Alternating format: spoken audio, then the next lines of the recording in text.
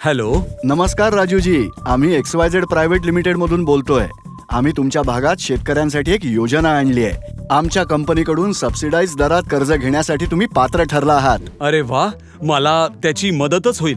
पण ऑफर काय आहे? आम्ही 5 लाखांपर्यंत खास कर्ज देतोय, ज्याचं व्याज फक्त 3% आहे. हे कर्ज मिळवण्यासाठी पडताळणी करता तुम्ही बँक खात्याचा तपशील आणि आधारचा तपशील द्यायला हवा. ठीक आहे, पण मी विचार करून कळवतो. हं.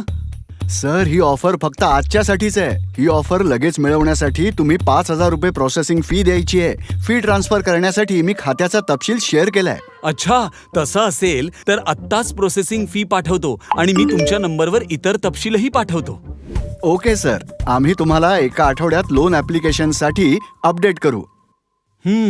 त्या कर्जवाल्यांचा फोन नाही आला.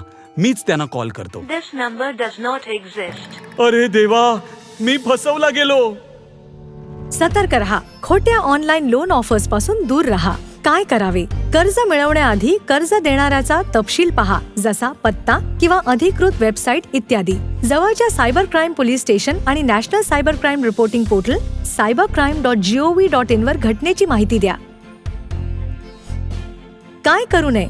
कर्ज मंजूर करून घेण्यासाठी कधीही आगाऊ पैशांचा भरणा करू नका. कर्ज मंजूर करण्यासाठी बँका आणि आर्थिक संस्था कधीही आगाऊ शुल्क मागत नाहीत. जर काही शुल्क असेल तर आपल्या कर्जाच्या रकमेतून वसूल केले जाते आणि उरलेली रक्कम तुमच्या खात्यात ट्रान्सफर केली जाते.